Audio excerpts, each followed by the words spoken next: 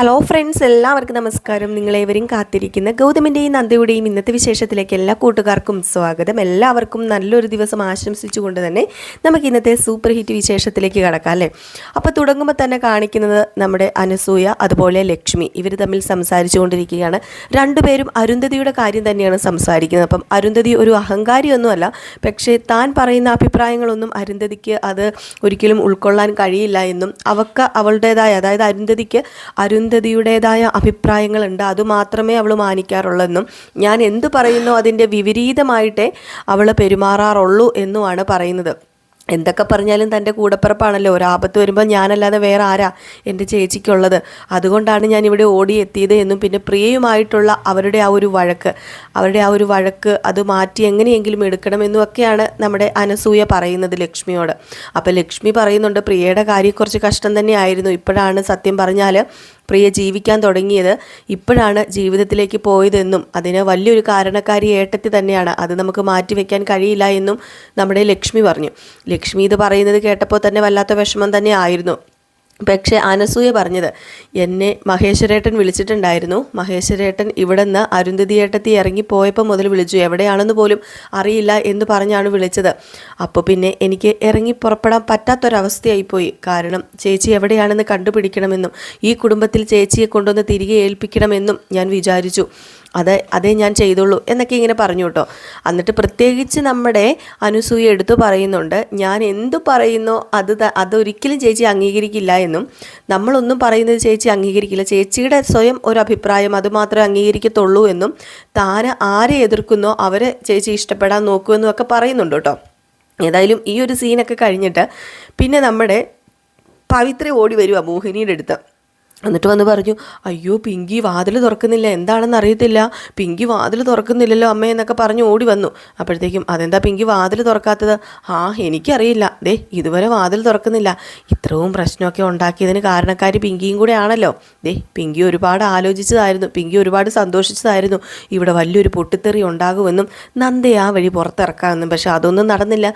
അതിൻ്റെ കലുപ്പിലാണെന്ന് തോന്നുന്നു പുള്ളിക്കാരി കയറി വാതിലടച്ചിട്ടിന് വല്ല കടുങ്കയും ചെയ്യുമോ എൻ്റെ ഈശ്വര എന്നുള്ള രീതിയിലാണ് ഇങ്ങനെ നോക്കി നിൽക്കുന്നത്, ഇങ്ങനെ പറയുന്നത് മോഹിനിയോട്. ഏതായാലും മോഹിനി ഇത് കേട്ട് കഴിഞ്ഞപ്പോഴത്തേക്കും വല്ലാണ്ട് നിൽക്കുകയാണ്. അപ്പോഴത്തേക്കും പിങ്കി ഇങ്ങും വന്നു കേട്ടോ. പിങ്കി വന്നു കഴിഞ്ഞു അതിന് മുമ്പ് തന്നെ. പിങ്കി വന്നിട്ട്, എന്താണ് നിങ്ങൾ എന്തിനാ ഇത്ര രാവിലെ വന്ന് എൻ്റെ റൂമിൽ വന്ന് വാതിലെ കൊട്ടിയത്? ഇത്ര രാവിലെ എന്നല്ല, വന്ന് വാതിലെ കൊട്ടിയത് മനുഷ്യന് മനസ്സമാധാനമായിട്ടൊന്ന് കിടന്ന് ഉറങ്ങാൻ കൂടി സമ്മതിക്കത്തില്ലേ എന്നൊക്കെ ചോദിച്ചു. അല്ലെങ്കിൽ ഇവിടെ മനുഷ്യൻ്റെ മനസ്സമാധാനം പോയിട്ടിരിക്കുകയാണ്, അപ്പോഴാണ് വാതിലെ കൊട്ടിക്കൊണ്ട് വരുന്നതെന്നൊക്കെ പറഞ്ഞപ്പോഴത്തേക്കും, അയ്യോ പിങ്കി ചേച്ചി, ഞാൻ അതിനല്ല വാതിൽ കൊട്ടിയത്. അതേ, ഞാൻ എന്തു പറയാനാണ് വാതിൽ കൊട്ടിയെന്ന് അറിയാമോ? ഇവിടെ കുറച്ച് കാര്യങ്ങളൊക്കെ നടക്കാൻ പോവാ, അതിനെക്കുറിച്ച് പറയാനാണ് വാതിൽ കൊട്ടിയത്.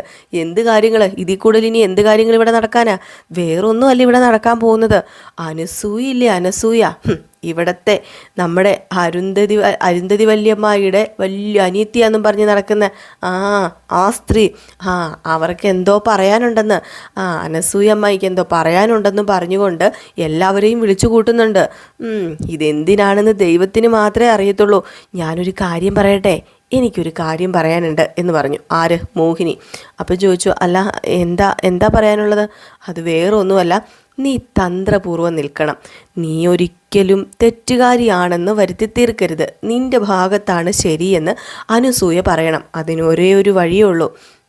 അതിന് നീ ആദ്യം അരുന്ധതി ഏടത്തിനെ പോയി കാണണം. അരുന്ധതി ഏടത്തിനെ പോയി കണ്ടിട്ട് കാര്യങ്ങളൊക്കെ നിന്റെ വശത്താക്കണം. നിന്റെ വശത്താക്കി കഴിഞ്ഞിട്ടുണ്ടെങ്കിൽ ഈ പറയുന്ന നന്ദയെ ഇവിടെ എല്ലാവരും കുറ്റപ്പെടുത്തും. അല്ലെങ്കിൽ പിങ്കി നിന്റെ കാര്യം പോക്കാവെന്ന് പറഞ്ഞപ്പോഴത്തേക്കും അത് ശരിയാണല്ലോ എന്നിങ്ങനെ ചിന്തിച്ചു നമ്മുടെ പിങ്കി. ഏതായാലും പിങ്കി ഇത് ചിന്തിച്ചിട്ട് ഇങ്ങനെ നിൽക്കുക. ഇതേ സമയം നമ്മുടെ അനസൂയനെയും പ്രിയനെയും കാണിക്കാൻ കേട്ടോ. അങ്ങനെ പ്രിയയോട് ഓരോ കാര്യങ്ങളൊക്കെ അനസൂയ ഇങ്ങനെ പറയുകയാണ്, കഴിഞ്ഞു പോയ കാര്യങ്ങളും അതിനെക്കുറിച്ച് ഓർത്ത് മോൾ ഇനി സങ്കടപ്പെടേണ്ട എന്നും, മോൾക്ക് നല്ലൊരു ജീവിതം മുന്നിൽ കിട്ടിയല്ലോ എന്നും, അതുമല്ല മരിച്ചു പോയ തൻ്റെ കുഞ്ഞ് തിരിച്ചു വരിക എന്ന് പറയുമ്പോൾ ഇരട്ടിയുടെ ഇരട്ടി സന്തോഷമല്ല അല്ലേ? മരിച്ചു പോയവർ തിരിച്ചു വന്നു കഴിഞ്ഞാൽ നമുക്ക് എത്രമാത്രം സന്തോഷമായിരിക്കും. അപ്പോൾ ആ ഒരു സന്തോഷം പോലെയല്ലേ മകൾക്ക് കിട്ടിയത് എന്നുമൊക്കെ പ്രിയോട് പറഞ്ഞപ്പോൾ പ്രിയയും പറഞ്ഞു, അതെ, എൻ്റെ ജീവിതം സത്യം പറഞ്ഞാൽ ഇപ്പോഴാണ് ഞാൻ ജീവിക്കാൻ തുടങ്ങിയത്, ഒരുപാട് ഞാൻ സങ്കടപ്പെട്ടിരുന്നു എന്താണ് എൻ്റെ ജീവിതം ഇങ്ങനെയായി പോയത് എന്നൊക്കെ ഞാൻ ഒരുപാട് വിഷമിച്ചിരുന്നു. പക്ഷേ അതിനും കൂടെയാണെന്ന് തോന്നുന്നു എനിക്ക് സന്തോഷമുള്ളൊരു ജീവിതം കിട്ടിയെന്ന് പറഞ്ഞപ്പോഴത്തേക്കും അനസൂയ പറഞ്ഞു, എന്നും ഇതുപോലെ തന്നെ ആയിരിക്കണം, ഏതായാലും മോള് നല്ല രീതിയിൽ ജീവിക്കുന്ന കാണാനാണ് ഞങ്ങളൊക്കെ ആഗ്രഹിക്കുന്നത്. പിന്നെ മോളുടെ അമ്മയ്ക്കും ഇടയിലുള്ള ആ ഒരു ശത്രുതയൊക്കെ മാറ്റണം എന്ന് പറയുമ്പോൾ അതിപ്പോഴൊന്നും മാറുമെന്ന് തോന്നുന്നില്ല. അതെന്തൊക്കെ പറഞ്ഞാലും ചെറിയമ്മ എന്തൊക്കെ പറഞ്ഞാലും അത് മാറില്ല. കാരണം വേറൊന്നുമല്ല, എൻ്റെ അമ്മ അത്രയ്ക്ക് ക്രൂരത എന്നോട് കാണിച്ചിരിക്കുന്നത്. അറിയാലോ എന്നോട് എന്താ ചെയ്തതെന്ന്. എൻ്റെ കുഞ്ഞിനെ എന്നിൽ നിന്നും എത്ര നാളാണ് അകറ്റി മാറ്റി നിർത്തിയതെന്ന് അറിയാലോ. ഒരമ്മയോടും ചെയ്യാത്ത ഒരു ക്രൂരത അതാ എന്നോട് ചെയ്തത്, അതും സ്വന്തം അമ്മ. ആ അമ്മയോട് പൊറുക്കാനും ക്ഷമിക്കാനും മാത്രം ഞാൻ വിശാലഹൃദയമായിട്ട് നടക്കുകയല്ല എന്നൊക്കെ പറഞ്ഞപ്പം അതൊക്കെ മറന്ന് കളമോളെ. കാലം മായ്ക്കാത്ത മുറിവുകളുണ്ടോ? ഇല്ലല്ലോ. അതുകൊണ്ട് തന്നെ ഇതൊക്കെ മറന്ന് പതുക്കെ എല്ലാത്തിൽ നിന്നും മോൾക്കൊരു റിലീഫ് വേണം, എല്ലാവരുമായിട്ട് നല്ലതുപോലെ ജീവിക്കണം എന്നൊക്കെ ഇങ്ങനെ പറയുകയാണ് കേട്ടോ. ഏതായാലും അവിടെയും നമ്മുടെ പ്രിയ പറഞ്ഞത് വേറെ ഒന്നുമല്ല, ഇതിനെല്ലാം കാരണം നന്ദ തന്നെയാണ്. എനിക്കൊരു ജീവിതം കിട്ടിയിട്ടുണ്ടെങ്കിൽ ഞാൻ നന്ദയോട് കടപ്പെട്ടിരിക്കുന്നു. കാരണം നന്ദ ഈ വീട്ടിൽ കയറി വന്നപ്പം മുതലാണ് സത്യം പറഞ്ഞാൽ ഞാൻ എൻ്റെ ജീവിതത്തെക്കുറിച്ച് ചിന്തിക്കാൻ തുടങ്ങിയത്. അവൾ എന്നെ അങ്ങനെ ചിന്തിപ്പിക്കുകയായിരുന്നു. എന്തുകൊണ്ടെന്ന് എനിക്കറിയില്ല. പക്ഷേ നന്ദ ഈ വീട്ടിലെ ഏറ്റവും നല്ല മരുമകൾ തന്നെയാണെന്നൊക്കെ പറഞ്ഞ് എന്താ പറയുക, നന്ദനെക്കുറിച്ച് ഇങ്ങനെ കുറച്ച് കാര്യങ്ങൾ പുകഴ്ത്തി പറയുന്നുണ്ട് കേട്ടോ പ്രിയ. കാരണം പ്രിയയ്ക്ക് ഒരിക്കലും നന്ദനെ മറക്കാൻ പറ്റില്ല. പ്രിയയുടെ ചത്ത് മരവിച്ച് കിടന്ന ജീവിതം അത് എങ്ങനെയോ തിരിച്ചു കൊണ്ടുവന്നത് നമ്മുടെ നന്ദ തന്നെയാണ്.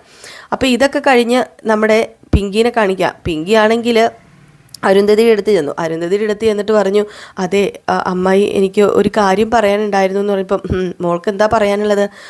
അത് വേറൊന്നുമല്ല, ദേ ഇവിടെ എന്തോ സഭ വിളിച്ചു കൂട്ടാന്നൊക്കെ പറഞ്ഞു. എല്ലാവരും എന്നെ ക്രൂശിക്കാനായിരിക്കുമല്ലോ സഭ വിളിച്ചു കൂട്ടുന്നത്. അതുമല്ല, ദേ ഇവിടുത്തെ എല്ലാ പ്രശ്നത്തിനും കാരണം ഞാനാണെന്നായിരിക്കും ഇനി പറയാൻ പോകുന്നത്. പക്ഷേ ഇവിടുത്തെ എല്ലാ പ്രശ്നത്തിനും കാരണം ഒരു തരത്തിൽ നന്ദ തന്നെയല്ലേ. നന്ദയല്ലേ എല്ലാവരെയും കുത്തിപ്പൊക്കി ഇവിടെ കൊണ്ടുവന്നതും ഇത്രയും പ്രശ്നം ഉണ്ടാക്കിയതും. ഞാൻ എല്ലാവരോടും സത്യം വിളിച്ചു പറഞ്ഞു. ആ സത്യം മറച്ചു വെച്ച് ഈ കുടുംബത്തെ ദ്രോഹിക്കാൻ എനിക്ക് താല്പര്യമില്ലായിരുന്നു. അതുകൊണ്ട് തന്നെയാണ്. പക്ഷേ ഇവിടെ ഇപ്പം ഇതെങ്ങനെ മാറുന്നൊന്നും എനിക്കറിയില്ല എന്ന് പറഞ്ഞപ്പോൾ മോഹിനി പറഞ്ഞു, അതും ശരിയായ ഏടത്തി, ഇനിയിപ്പോൾ പിങ്കീനെ എല്ലാവരും കുറ്റപ്പെടുത്തും. പ്രത്യേകിച്ച് ഏടത്തിയുടെ അനിയത്തി പിങ്കീനെ കുറ്റപ്പെടുത്തും. അത് 100% ഉറപ്പാന്ന് പറയുമ്പോഴത്തേക്കും അത് 100% ഉറപ്പ് തന്നെയാണ്. പക്ഷേ അതിലൊരു കാര്യമുണ്ട്. ഞാൻ പിങ്കീനെ സപ്പോർട്ട് ചെയ്യുകയാണെങ്കിൽ ഉറപ്പായിട്ടും പിങ്കീനെ സപ്പോർട്ട് ചെയ്യാൻ എൻ്റെ അനിയത്തി നിൽക്കില്ല. പക്ഷെ ഞാൻ നന്ദനെ സപ്പോർട്ട് ചെയ്യുകയാണെങ്കിൽ എൻ്റെ അനിയത്തി ആരെ സപ്പോർട്ട് ചെയ്യും? എൻ്റെ അനിയത്തി ദേ പിങ്കീനെ സപ്പോർട്ട് ചെയ്യുമെന്ന് പറയുമ്പോഴത്തേക്കും മോഹിനി പറഞ്ഞു, അത് ശരിയാ. ഏതായാലും എത്ര അനിയത്തിയും ചേച്ചിയാന്നൊക്കെ പറഞ്ഞാലും നിങ്ങൾ തമ്മിലൊരു കോമ്പറ്റീഷൻ അവിടെ ഉണ്ടല്ലോ. കാരണം എന്ത് അരുന്ധതിയേടത്തി പറയുന്നോ അതിന് വിപരീതമായിട്ടേ അനസൂയ ഏടത്തി പെരുമാറാറുള്ളൂ. അതുകൊണ്ട് തന്നെ ദേ ഞാനൊരു കാര്യം പറയട്ടെ എന്ന് പറഞ്ഞു. അപ്പോഴത്തേക്കും എന്താടി മോഹിനി നിനക്ക് പറയാനുള്ളത്? നീ കൂടുതലൊന്നും പറയണ്ട, ഞാൻ പറഞ്ഞു തരാം അങ്ങോട്ട് എന്താ ചെയ്യേണ്ടതെന്ന്. അപ്പോഴും നമ്മുടെ അരുന്ധതിയുടെ അഭിപ്രായം തന്നെയാണ് കേട്ടോ അവിടെ കേൾക്കാൻ പോകുന്നത്. അങ്ങനെയേ പാടുള്ളൂ. നമ്മുടെ അരുന്ധതിക്ക് അത് നിർബന്ധമാണ്, അത് വേറെ കാര്യം. അങ്ങനെ അരുന്ധതി പറഞ്ഞു, ഞാനൊരു പ്ലാൻ കണ്ടുപിടിച്ചിട്ടുണ്ട്. ഏതായാലും അനസൂയ നിന്നെ ഇഷ്ടപ്പെടണം, നിന്നെ പുകഴ്ത്തി പറയണം, നീയാണ് ശരിയെന്ന് പറയണം എൻ്റെ പിങ്കി മോള്. അതുകൊണ്ട് ഞാൻ നന്ദയുടെ കൂടെ നിൽക്കും. നന്ദ നല്ലവളാണെന്നും നന്ദയാണ് ഈ കുടുംബത്തെ കരകയറ്റുന്നതെന്നും ഒക്കെ ഞാൻ പറഞ്ഞോളാം. അപ്പം ഏതായാലും അനസൂയ അതിനൊത്ത് നിൽക്കില്ല. കാരണം ഞാൻ എവിടെ ശരി വയ്ക്കുന്നു അവിടെ അനസൂയ തെറ്റിടും. അപ്പം പിന്നെ പിങ്കി അവിടെ നല്ലവളാവില്ലേ? എങ്ങനെയുണ്ട് മോളെ എന്ന് ചോദിച്ചപ്പം അത് ശരിയാ. അപ്പോഴത്തേക്ക് മോഹിനി പറഞ്ഞു, എങ്കിൽ പിന്നെ ഞങ്ങളും പിങ്കിനെ കുറ്റപ്പെടുത്താം എന്നിങ്ങനെ പറഞ്ഞപ്പോൾ നിങ്ങൾ കുറ്റപ്പെടുത്തുമൊന്നും വേണ്ട, ഓവറായിട്ടുള്ള ആ ഒരു ഇത് വേണ്ട. കാരണം അനസൂയയെ അവൾക്ക് നല്ല ബുദ്ധിയുള്ളവളാണ്. അതുകൊണ്ട് തന്നെ നിങ്ങളൊരു കാര്യം ചെയ്യണം, നിങ്ങൾ പിങ്കിയുടെ കൂടെ തന്നെ നിന്നോ. എന്ന് നിൽക്കുന്നത് പിങ്കിയുടെ കൂടെയല്ല, അങ്ങനെ നിന്നോ. പക്ഷേ ഈ കാര്യത്തിൽ ഞാൻ നന്ദയുടെ കൂടെ നിൽക്കും എന്നിങ്ങനെ പറഞ്ഞു. ഏതായാലും ഇങ്ങനെ പ്ലാനും പദ്ധതിയൊക്കെ ചെയ്തു. അങ്ങനെ അനസൂയായിട്ട് ഇങ്ങനെ സംസാരിച്ചുകൊണ്ടിരിക്കുകയാണ്.